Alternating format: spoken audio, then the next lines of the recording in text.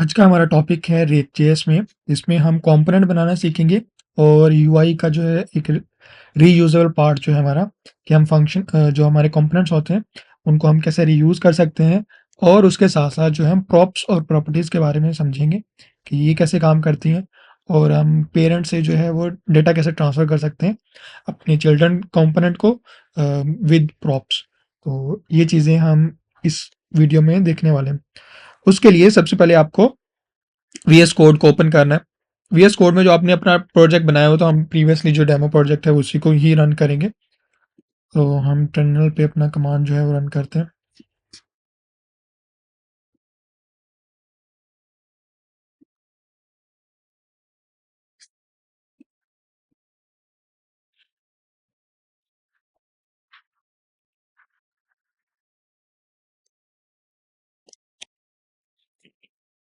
Okay, तो हमारा server जो है वो स्टार्ट हो चुका है।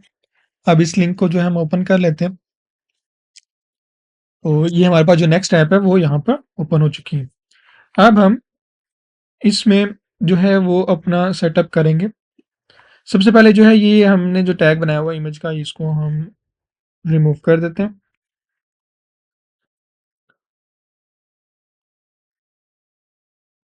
ओके, तो हमने लास्ट वीडियो में ये देखा था कि हम टेलविंड कैसे इंस्टॉल करेंगे अपने रिएक्ट जेएस प्रोजेक्ट के अंदर। अब यहाँ पे ये है कि टेलविंड का जो इनिशियल प्रोसेस है वो रिमूव यानी कि जो है वो चेंज हो चुका है। तो अब हमें ज़रा डिफरेंट मेथड से जो है इसको इंस्टॉल करना होगा। तो ये जो फाइल है हमारे पास टेलविंड की, हम इसको रिमूव कर देंगे। और उसके बाद जो है ग्लोबल सीएसएस के अंदर जो हमारे कॉम ये ऐड है इनको हम रिमूव कर देंगे। उसका सिंपल सा प्रोसेस ये है कि आपने टेलविंड की वेबसाइट पर आना है, tailwindcss.com, और यहाँ पे गेट स्टार्टेड पे क्लिक करेंगे। और इसको जो है हम फ्रेमवर्क गाइड है नेक्स्ट सीएस जो है, अब यहाँ पे आपको मिल जाएगा। तो आपने जो पैकेजेस है वो इंस्टॉल करना है। सबसे पहले जो है हम टेलविंड सीएसएस को जो है अनइंस्टॉल कर लेते हैं। तो अनइंस्टॉल करने के लिए हमें पैकेज देखना पड़ेगा, क्योंकि हमने पहले बनाया हुआ है। तो अगर आप न्यू प्रोजेक्ट बना रहे हैं तो उसमें बाय डिफ़ॉल्ट जो है टेलविंड को आप इंस्टॉल ना करें। अगर आप बाय डिफ़ॉल्ट टेलविंड को इंस्टॉल करेंगे तो वो वर्क नहीं करेगा, वो एरर देगा आपको। तो हम यहाँ पे देख लेते हैं पैकेज जो है टेलविंड का। तो ये टेलविंड सीएसएस का पैकेज हमारे पास है। तो हम इसको जो है रिमूव करते हैं। तो npm रिमूव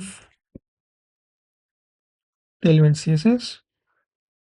तो आप देख सकते हो यहाँ पे हमारे पास टेलविंड सीएसएस जो है वो रिमूव हो चुका है। अब हम इसको री इंस्टॉल करते हैं।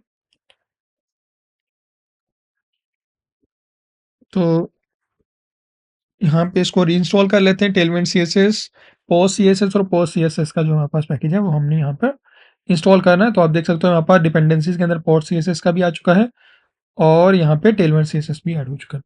अब क्योंकि हमने पहले ही अपना जो है वो सेटअप किया था, तो हमारे पास ये post C S S dot config M J S वाली फाइल ऑलरेडी अवेलेबल थी। लेकिन जब आप नेक्स्ट का ब्लैंक प्रोजेक्ट सेटअप करोगे, उसमें Tailwind C S S built in नहीं ऐड करोगे, तो फिर आपको ये फाइल क्रिएट करनी पड़ेगी। ये खुद से क्रिएट होकर नहीं आएगी, तो आपको ये फाइल दोबारा से बनानी पड़ेगी। तो आप इसको इजीली बना सकते हो। अब यहाँ से जो नेक्स्ट प्रोसेस ये है कि आपने ये कोड कॉपी करना है, कन्फिग वाला, जो कि ऑलमोस्ट हमारे पास यहाँ पे सेम है। तो आपने यहाँ पे पेस्ट कर देना इसको। तो जैसे आप इसको पेस्ट करोगे, उसके बाद आपने ये इंपोर्ट लाइन जो है उसको कॉपी करना है। जैसे आप इंपोर्ट लाइन कॉपी करोगे, इसको आपने ग्लोबल सीएसएस में आकर ऐड कर देना। तो आप ग्लोबल सीएसएस में इसको ऐड करेंगे। और अब जब आप अपने सर्वर को रन करोगे, हम इसको री रन कर लेते हैं, क्योंकि हमने पैकेजेस जो है वो अपडेट किए हैं। तो एक बार जो है सर्वर री रन करने से हमारा एप्लीकेशन जो है वो करेक्टली वर्क करेगा। तो अब यहाँ पे कोई हमारे पास एरर नहीं है। अब हम अपना जो है चेक कर लेते हैं, हमारे पास जो कोई टेलविंड सीएसएस वर्क कर रहा है। तो h1 टैग है हेलो वर्ल्ड, और यहाँ पे क्लास नेम में हम टेक्स्ट 6 एक्सएल और टेक्स्ट रेड 500, बल्कि हम यहाँ पर 700 करते हैं इसको। तो कंपाइल करेंगे तो आप देखोगे ये कलर जो है हमारे पास आ रहा है, प्रॉपर्टी आ रही है और टेलमेंट हमारा एक्यूरेटली वर्क कर रहा है। अब अब सबसे पहले ये है कि हमें कंपोनेंट्स बनाना है, तो कंपोनेंट बनाना है उसको रीयूज करना है। सबसे पहले हम ये समझ लेते हैं कंपोनेंट होता क्या है। जो भी आपका जावास्क्रिप्ट के अंदर क्लासेस और फंक्शन होते हैं उसको कंपोनेंट बोला जाता है रिएक्ट में, यानी कि वो रिएक्ट के अंदर एज अ कंपोनेंट काम करेंगे। कंपोनेंट का रूल्स यही है कि आपने एक फंक्शन बनाना है या क्लास क्रिएट करनी है, उसके अंदर मेथड भी बना सकते हैं, और उसका जो नेम दोगे वो आप कैपिटल में दोगे, यानी कि जो उसका नेम होगा वो कैपिटल लेटर में होगा। ये आपका मैंडेटरी है, आपको इसको करना होगा। अगर आप इसको स्मॉल लेटर में लिखते हैं तो कई बार क्या हो सकता है, कंपाइलिंग के टाइम पे आपको कुछ एरर्स फेस करने पड़ सकते हैं। वो कंपोनेंट को जो है कंपाइलर जो है बेबल, वो ऐसा समझ सकता है कि कंपोनेंट नहीं है, ये नॉर्मल फंक्शन है, या फिर वो दो सेम फंक्शन हो सकते हैं जिसको वो मिसमैच कर दे। तो आपको हर बार जो है जो भी कंपोनेंट बनाओ उसका जो फर्स्ट लेटर है वो आपने कैपिटल रखना है, और उसके बाद जो उसमें रिटर्न स्टेटमेंट के अंदर ही आपने जेएसएक्स को लिखना है, यानी कि रिटर्न स्टेटमेंट में जेएसएक्स को लिखना है। अगर आप रिटर्न स्टेटमेंट में नहीं लिख रहे तो फिर आपने उसको रिटर्न के अंदर लाजमी लेके आना। जैसे कि अगर मैं ये H1 टैग जो है यहाँ पे कॉन्स्ट और हेडिंग, तो अगर मैं यहाँ पे ये H1 टैग लिख रहा हूँ,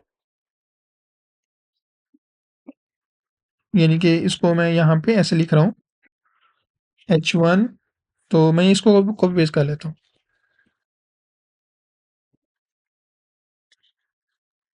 तो अगर मैं इसको लिख रहा हूँ तो इन्वर्टेड कॉमास में ही लिखना होगा, क्योंकि इसको हम एज अ जो है वो स्ट्रिंग जो है वो कंसीडर करेंगे। तो यहाँ पे हम कर्ली ब्रैकेट्स लगाएंगे क्योंकि हमने जो है इसको ट्रीट करना है कि तो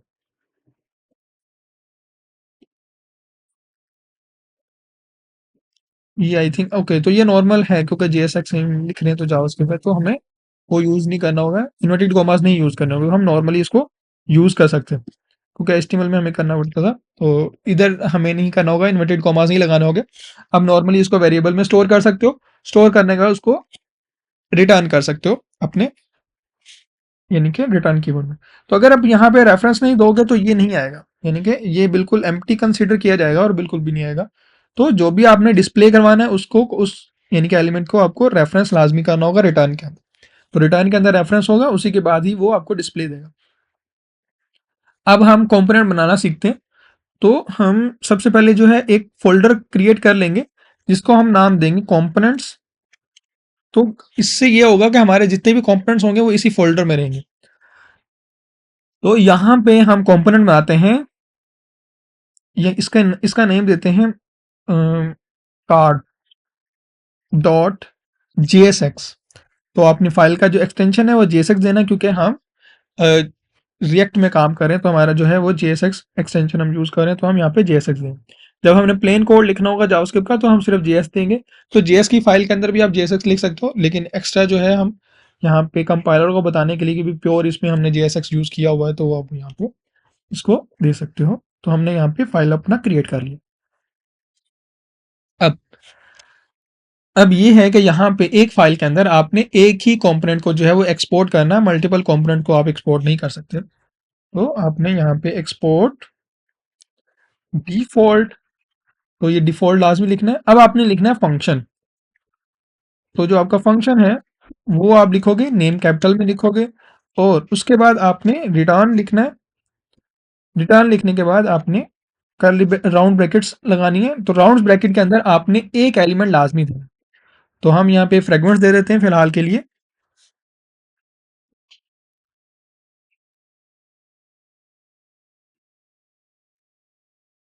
ओके, तो यहाँ पे तो आना चाहिए, कार्ड का क्यों एरर दे रहा है, एक्सपेक्टेड।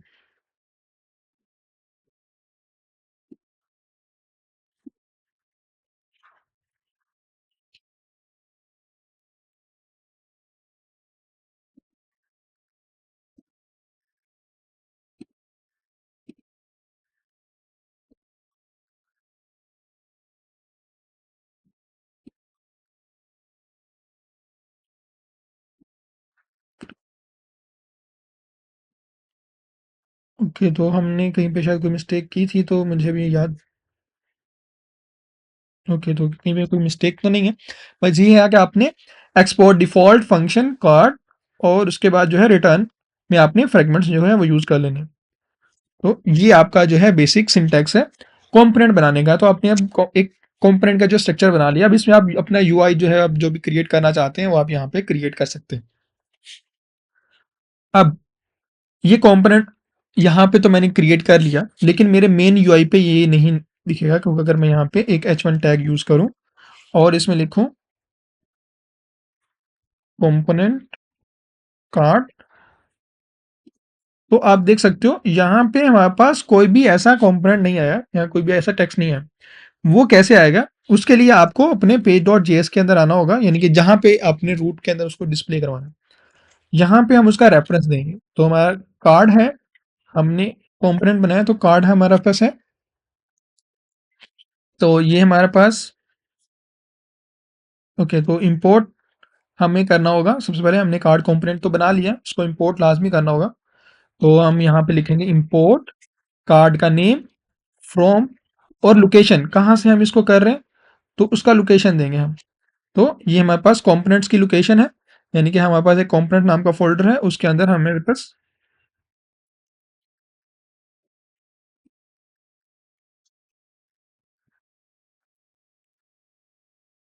तो पेज है ये हम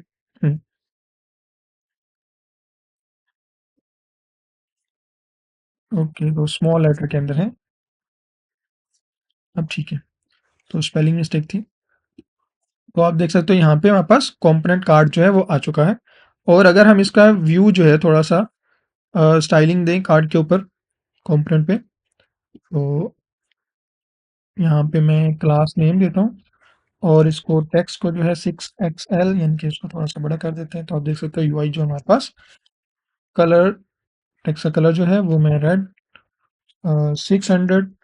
तो आप देख सकते हो यहाँ पे इजीली हमारे पास जो है वो कार्ड का कलर भी चेंज हो रहा है और हमारी जितनी भी चीज़ें हैं वो इम्प्लीमेंट हो रही हैं। अब मैं यहाँ पे एक बार इसको लिख रहा हूँ और लिखने के बाद जो है जितना भी मेरा कोड है वो ऑटोमेटिकली पेज पेज आ रहा है और वो वहाँ पर यहाँ पे पेज लेआउट पे शो हो रहा है।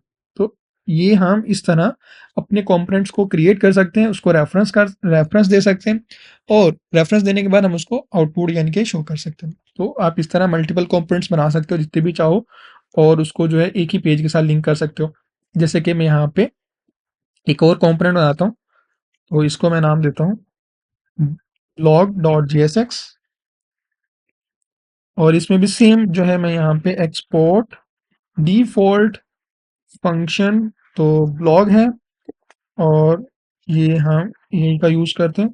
तो ये टेक्स्ट ब्लॉग हमारे पास आ चुका है और अब इसको भी सेम ऐसे ही हम यहाँ पे इंपोर्ट करेंगे। तो आपने इंपोर्ट करने के लिए ये सिंगल टैग होगा, यानी कि जो भी आपका कंपोनेंट इंपोर्ट होगा वो सिंगल टैग है, यानी कि वो खुद ही क्लोज हो जाएगा।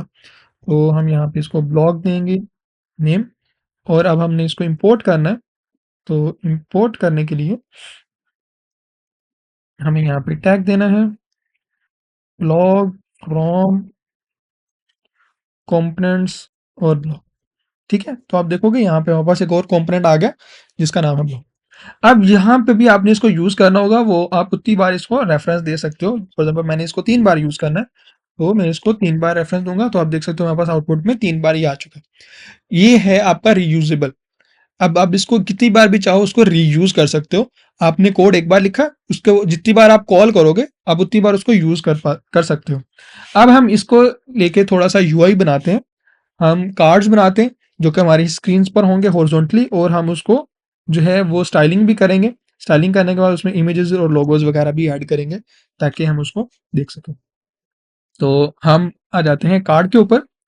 कार्ड में हमने फ्रेगमेंट यूज किया तो हम फ्रेगमेंट ऐसे ही रहने देंगे, हम उसको नहीं कुछ करेंगे। तो यहाँ पे मैं एक डिव बना लेता हूँ। इस डिव को मैं पेरेंट कंसीडर करता हूँ।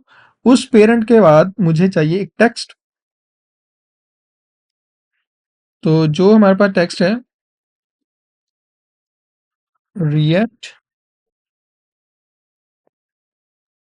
जेएस और उसके नीचे मुझे एक पैराग्राफ चाहिए।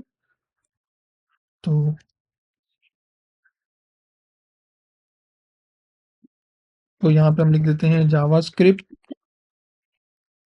लाइब्रेरी और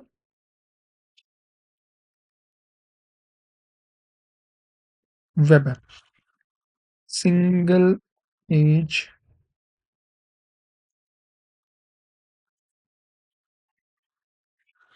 तो ये हमारे पास एक टेक्स्ट है जो कि हमने यहाँ पे लिख दिया। इसके ऊपर हमने इमेज ऐड करना है। तो यहाँ पे हम ऑप्टिमाइजेशन के लिए जो है हम नेक्स्ट जेएस का इमेज कंपोनेंट यूज करेंगे। तो ये नेक्स्ट जेएस के अंदर है, यानी कि नेक्स्ट जेएस के अंदर हमारे पास, वैसे तो हम नॉर्मल यूज करते हैं, फिलहाल के लिए हम नेक्स्ट जेएस का इमेज ऑप्टिमाइजर नहीं यूज करते। तो हम इमेज टैग जो है हमारे पास ऑलरेडी अवेलेबल है उसको यूज करेंगे, SRC, और उसके बाद जी ऑल्ट है। तो अब हमें इमेज चाहिए तो हम इमेज को भी डाउनलोड कर लेते हैं। तो हम रिएक्ट जेएस का जो लोगो है वो डाउनलोड करते हैं, रिएक्ट जेएस लोगो। तो ये लोगो हमें चाहिए। तो इस लोगो को हम कॉपी कर लेते हैं। कॉपी करने के बाद यहाँ पे हम एक एसेट्स ऐप फोल्डर के अंदर एसेट्स नाम का एक फोल्डर बनाते हैं और उस फोल्डर के अंदर हम इसको पेस्ट कर देते हैं। तो आप देख सकते हो हमारे पास image.png जो है यहाँ पर एक आ चुका है, और अब मुझे इस एसेट्स को अपने इमेज के ऊपर लिंक करना है। तो उसके लिए पाथ नेम जो है ना वो आपने रखना है। अब ये देखो, ये जो पाथ है ये यहाँ पे कंपोनेंट फोल्डर के अंदर है, यानी कि जो हमारा हम जहाँ पे सोर्स ले रहे हैं वो हमारा इमेज जो है कंपोनेंट फोल्डर के अंदर है, और जो हमारे पास इमेज है वो एसेट फोल्डर के अंदर है जो कि कंपोनेंट फोल्डर का सिबलिंग है। सिबलिंग मतलब वो सेम लेवल पर है। उनका पेरेंट कौन है? वो ऐप है, यानी कि पेरेंट ऐप है। सिबलिंग कौन है? एसेट और कंपोनेंट उनके सिबलिंग है। तो यानी कि हम एक सिबलिंग के अंदर है, तो एक स्टेप अंदर है, हमें पहले एक स्टेप बाहर आना होगा ताकि हम उस एक लेवल पर आए, और उस लेवल पे आने का फिर हम उसको रेफरेंस देंगे। तो एक स्टेप बाहर आने के लिए हमें डबल डॉट लगाना होता है। ये हम अब कंपोनेंट्स फोल्डर से बाहर आ चुके हैं। अब यहाँ पे हमें एसेट्स को जो है फाइंड आउट करना है, और उसके अंदर जो हमारे पास इमेज है डॉट पीएनजी उसको हम यहाँ पे रखेंगे। तो अब हम अपना लेआउट देखते हैं। तो इमेज जो है हमारे पास अभी नहीं आया।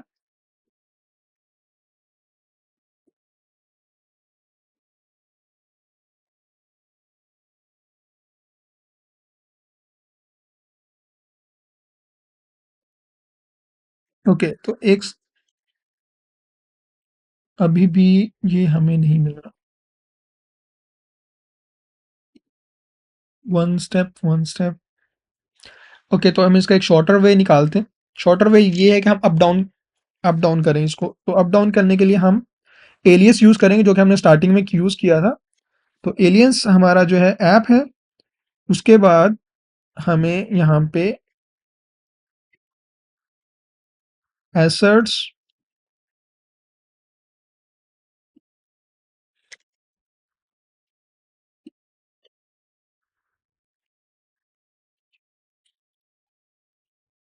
इमेज डॉट पीएनजी, तो ये अभी भी हमें नहीं मिल रहा इसको।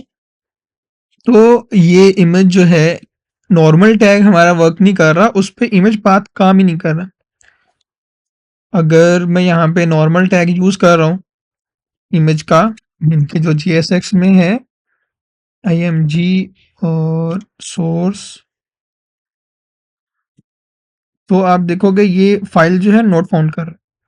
अब ये मुझे नहीं आइडिया क्यों एरर ऐसा कर रहा है, लेकिन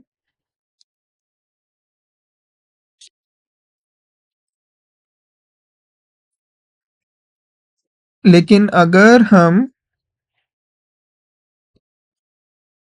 ये नेक्स्ट ईयर्स का जो कंपोनेंट है इमेज का वो यूज करें, तो इसके लिए आपको जैसे इंपोर्ट करना होगा, और ये जो है फुल नेम है इमेज का, और इसमें सोर्स एट्रीब्यूट सेम चीजें हैं। तो हम इसको दोबारा रिपीट कर लेते हैं। हमारी इमेज जो है वो एसेट फोल्डर में है, तो इसको हम मूव कर देते हैं। मूव करने के बाद हमें जो है ये इंपोर्ट हटाना होगा, तो हम यहाँ से नहीं यूज करेंगे, हम डायरेक्ट सोर्स करेंगे इसको। और ओके, तो हमें यहाँ पे इमेज कंपोनेंट जो है वो नेक्स्ट ईयर्स का यूज करना होगा, तो हम इसको यूज करेंगे। सेम है, हमें यहाँ पे जो है सोर्स प्रोवाइड करना है। तो जो सोर्स है, आई थिंक जो हमारा कंपोनेंट वर्क नहीं कर रहा था। क्या वो इस रीजन से वर्क करने इमेज की तो हम चेक कर लेते हैं एक बार सोर्स तो जो है assets image dot jpg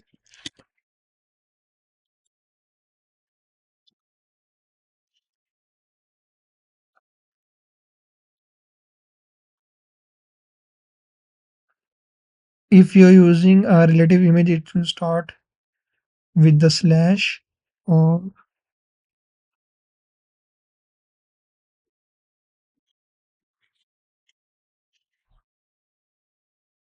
505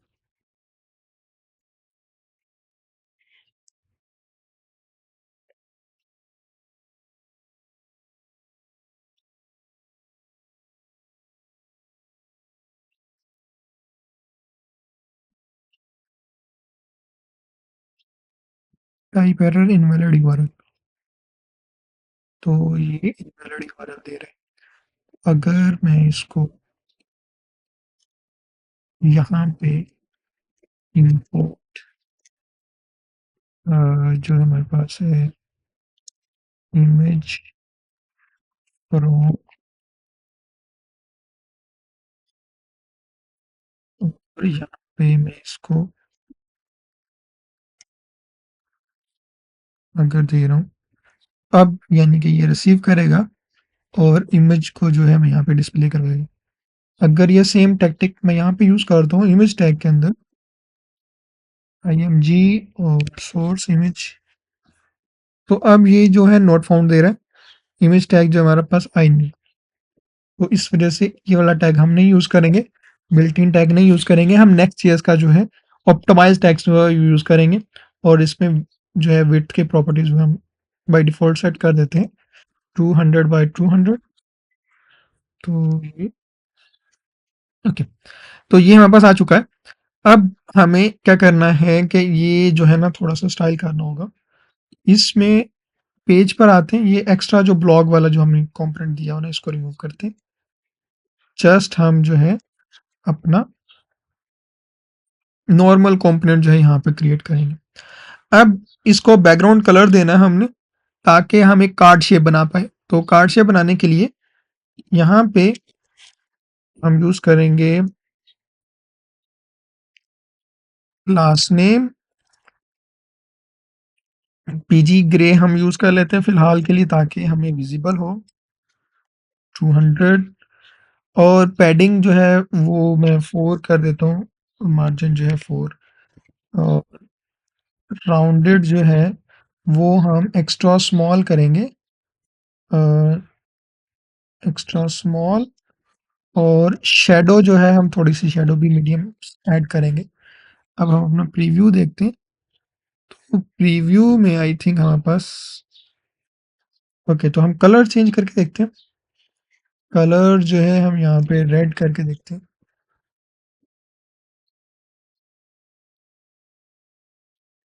colour implement भी नहीं हुआ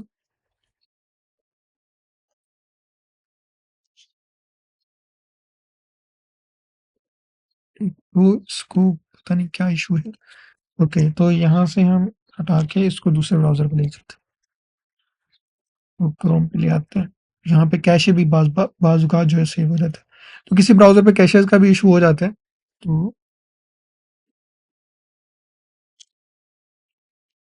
आप देख सकते हो ये बिल्कुल वर्क कर रहा था और वहाँ ओके तो मैं यहाँ पे जो है बैकग्राउंड कलर दोबारा सेट कर लेता हूँ और आप देख सकते हो ये हमारे पास यहाँ पे आ रहा है तो इसको मैं मेरा स्क्रीन के अकॉर्डिंग सेट करूँ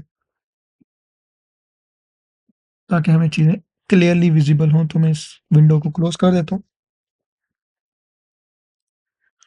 और इसको भी क्लोज कर देता हूँ अब हमारे पास यहाँ पर है अब ये जो लेआउट है हमारा इसमें मैंने जो है थोड़ी बहुत चेंजिंग की है वो ये किया है कि यहाँ पे मैंने एक बीजी वाइट कर दिया इसको ग्रे की बजाय और जो हमारा पेज है उसमें एक डिव से इस कार्ड को रैप कर दिया जिसको मैंने बीजी ग्रे दे दी यानी कि पेज का कलर मैंने बैकग्राउंड ग्रे कलर कर दिया लाइट सा, और जो कार्ड का कलर है वो मैंने वाइट कर दिया।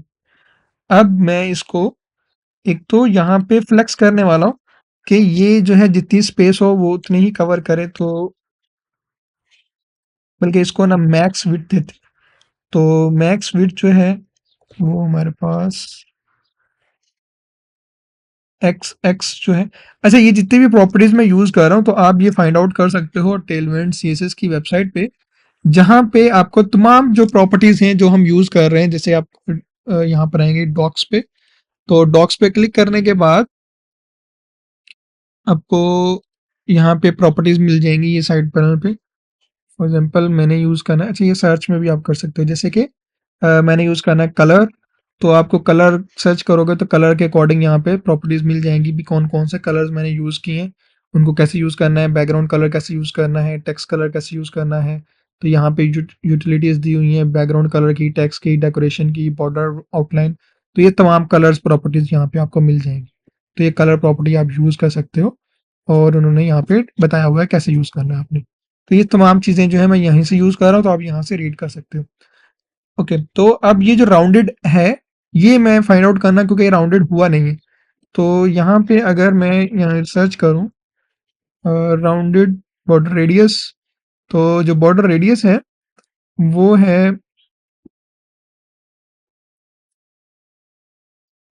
यहाँ पे। ओके, तो इन्होंने थोड़ा सिंटैक्स चेंज किया है कि जो न्यू वर्जन है उसमें जो है एस और एक्स, तो हमें चाहिए लेफ्ट टू राइट और राइट टू लेफ्ट।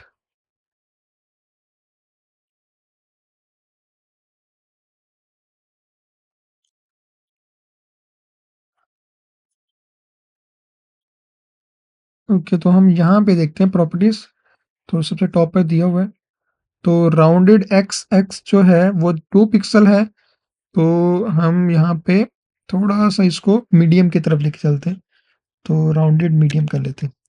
तो एम डी जो है इसकी मीडियम प्रॉपर्टीज हम यूज करते हैं। तो अब आप देखोगे ये जो है अब राउंड हो रहा है। ओके, तो सबसे पहले जो है हमें यहाँ पर एक तो पेज जो है अपना वो सेट करना होगा, इसकी जो हाइट है वो स्क्रीन करनी होगी। ओके, तो आप देख सकते हो ये हाइट जो है स्क्रीन पर आ चुकी है, और मार्जिन 0,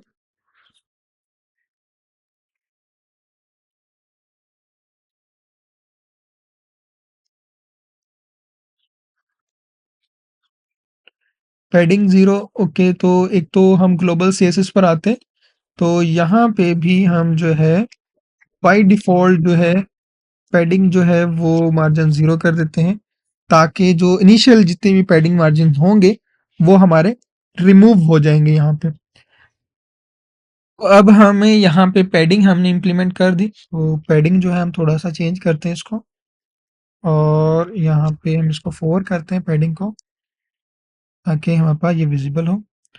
और इसको जो है मैं यहाँ पे एलजी कर लेता हूँ थोड़ा सा, और रेडियस जो है मैं इम्प्लीमेंट करता हूँ। तो हम यहाँ पे राउंडेड बॉर्डर रेडियस,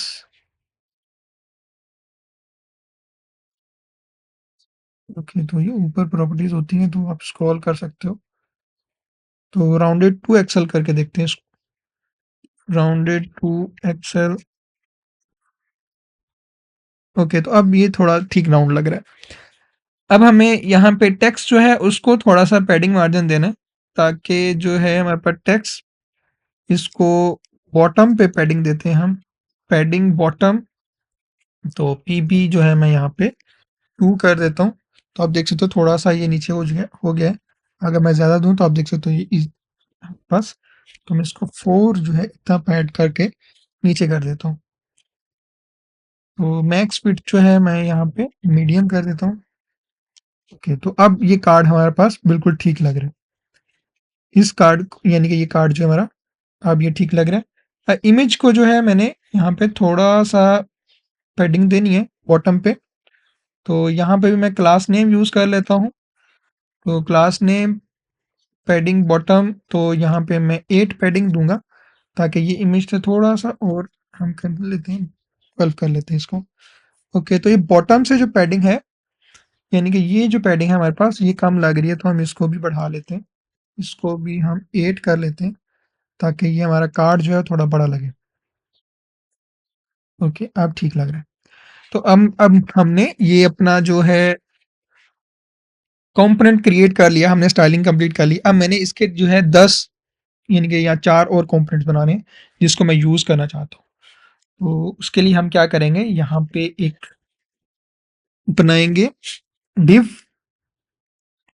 यानी कि एक और डिव बनाएँगे। इस डिव को हम पेरेंट बनाएँगे किसका? कार्ड का। अब इस कार्ड पेरेंट के अंदर एक चीज़ हम यूज़ करेंगे जिसको हम बोलते हैं मैप। तो जावास्क्रिप्ट के अंदर एक फंक्शन और मेथड होता है मैप का। तो इस यानी कि हम यूज़ करेंगे,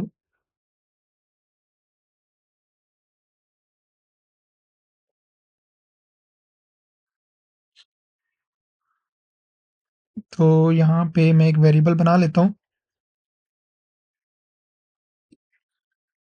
कॉन्स्ट। तो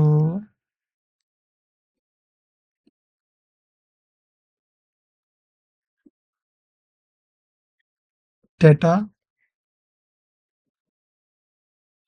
बल्कि इसको नाम देते हैं कार्ड का।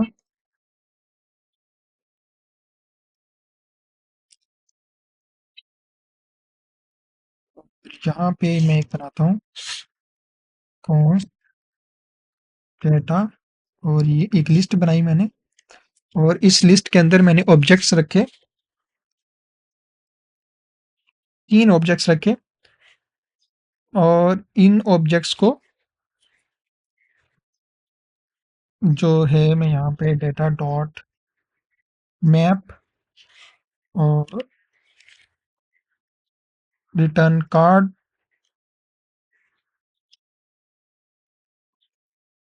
और यहाँ पे कार्ड को जो है रिटर्न कर दूंगा। ओके, तो अब आप यहाँ पे देख सकते हो हमारे पास जो है वो कार्ड आ चुके हैं मल्टीप्लाई। तो मैंने यहाँ पे क्या किया, मैंने एक डाटा सेट बनाया, एरे बनाई, उसके अंदर ऑब्जेक्ट्स रखे। तो ये हम बाद में इसको डिटेल में डिस्कस कर लेंगे। तो इसके अंदर मैंने अपना डेटा पास ऑन कर दिया। अब उसको मैंने मैप फिल्टर लगाया।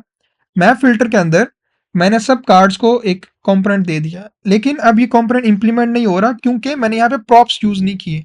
तो प्रॉप्स बेसिकली क्या होते हैं, प्रॉपर्टीज होती हैं फंक्शंस की जो कि हम यूज करते हैं, जिसको हम नाम देते हैं प्रॉप्स का। तो फॉर एग्जांपल हमारे पास क्या चीज़ है, इमेज है। तो हमने यहाँ पे इमेज, यहाँ पे बेसिकली हम ऑब्जेक्ट बनाते हैं इमेज, और टाइटल डिस्क्रिप्शन, तो ये हमारे पास है। और इमेज जो है वो हम यहाँ से इंपोर्ट नहीं करेंगे, तो हम यहाँ से डायरेक्टली पास ऑन करेंगे।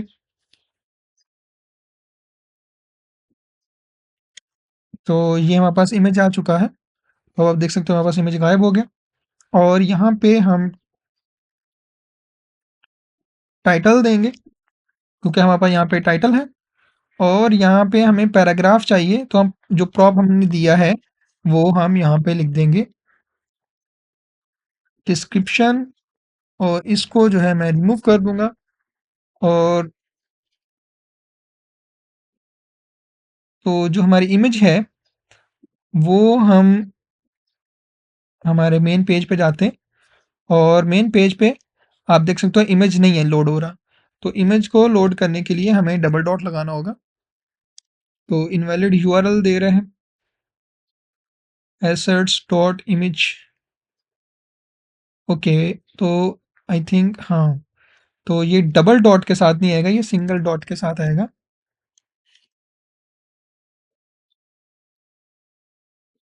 क्योंकि यहाँ पे हम पेरेंट के अंदर अवेलेबल है।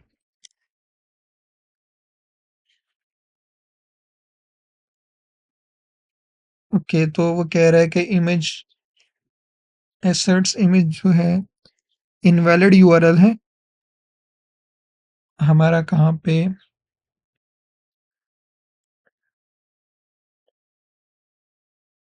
जो हम पास कर रहे हैं वो invalid as a URL consider हो रहा है। तो ये हमें कार्ड में एरर होगा क्योंकि यहीं पे हमने इमेज यूज़ की है।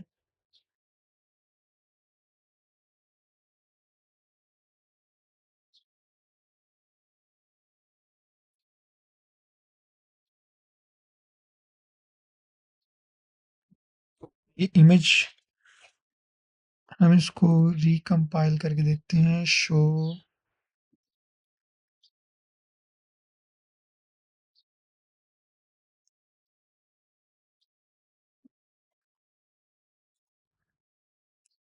अब ये लास्ट हमारा इमेज रहता है। इमेज में प्रॉब्लम आ रहा है कि इमेज हमने पास कर लिया, लेकिन ये एरर दे रहा है। ये ग्लोबल सीएसएस हम रिमूव कर लेते हैं, ये पेज भी हम रिमूव कर लेते हैं, ब्लॉग वाला भी रिमूव कर देते हैं, ये, ताकि हमारे पास इजीली विजिबिलिटी रहे। इसको एरर नहीं देना चाहिए था, लेकिन अब ये एरर दे रहा है।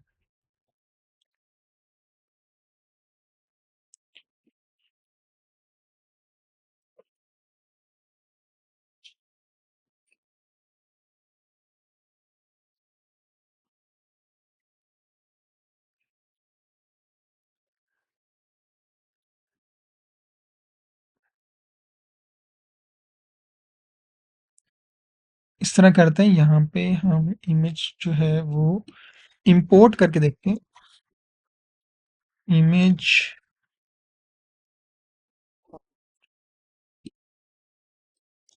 यहाँ पे हम इमेज पार्स करते हैं।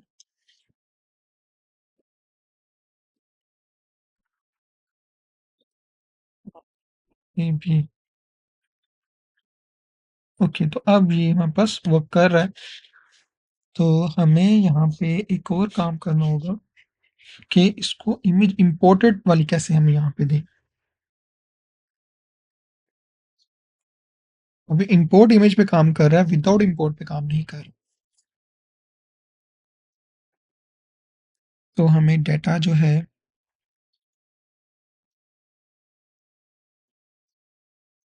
कि फिलहाल के लिए हम इसको ऐसे यूज करते हैं, फिर बाद में इसका सोल्यूशन देखते हैं।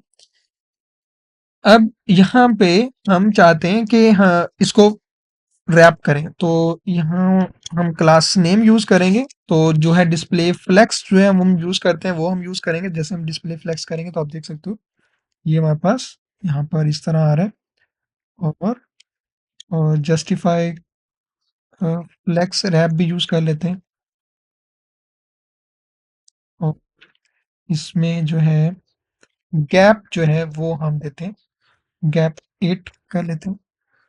तो ये गैप आ जाएगा हमारे पास। और अगर मैं इसको फुल प्रीव्यू करूँ तो आप देखोगे ये कार्ड जो हमारे पास इजीली विजिबल है। लेकिन जैसे हम इसको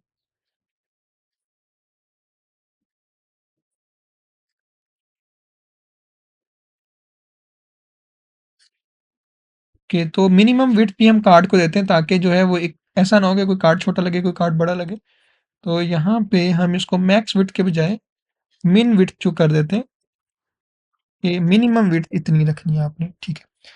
तो मिनिमम विड्थ इतनी है, बल्कि विड्थ ही हम फिक्स कर देते हैं हम। ओके, अब ये इक्वल रहेंगे। विड्थ हमने फिक्स कर दिया।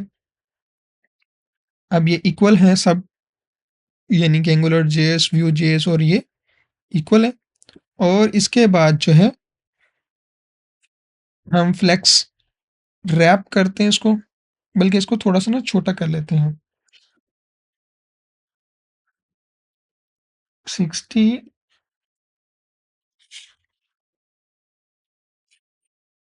और टेक्स्ट को जो है हम यहाँ पे 3 एक्सएल कर लेते हैं। और पैराग्राफ हमारा सेम एज इट ही रहेगा। और मार्जिन बॉटम जो है वो हम 8 कर लेते हैं, और 8 के बजाय बल्कि 4 ठीक रहेगा। तो ये हम कर लेते हैं। और अब ज़्यादा बेटर लग रहा है पहले से।